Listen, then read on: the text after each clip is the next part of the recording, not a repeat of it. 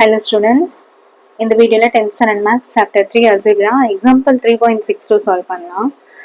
If A equal to A ன்னு ஒரு matrix கொடுத்துட்டாங்க and B equal to ஒரு மேட்ரிக்ஸ் கொடுத்துட்டாங்க. சரியா?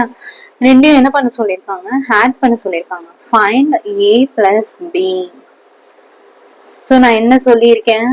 ரெண்டு மேட்ரிக்ஸை ஆட் பண்றதுக்கு முன்னாடி ரெண்டு மேட்ரிக்ஸோட ஆர்டர்ஸை செக் பண்ணணும்னு சொல்லிட்டேன். சரிங்களா?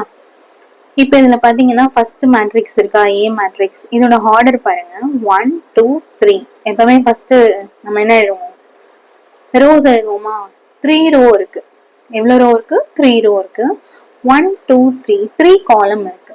சரிங்களா? அப்போ இது 3 into 3 மேட்ரிக்ஸ்.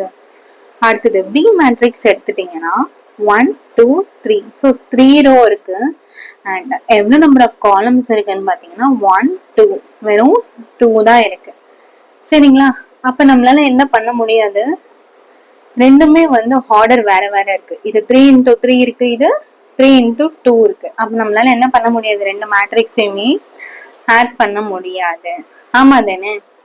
இப்ப பாருங்க, இங்க 1 இருக்கு, இங்க 1 இருக்கு, அடுத்து 3 இருக்கு, 3 இருக்கு, அடுத்தது -2 கூட எதை ஆட் பண்ணுவீங்க?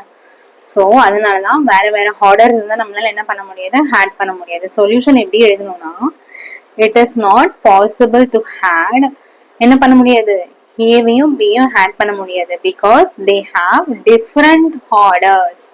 இங்க 3 into 3, இங்க 3 into 2, different orders இல்லையா?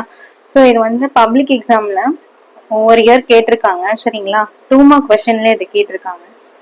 சோ இந்த மாதிரி ட்ரிக்கியான சம்ஸ் கேட்கறதுக்கும் சான்ஸ் இருக்கு.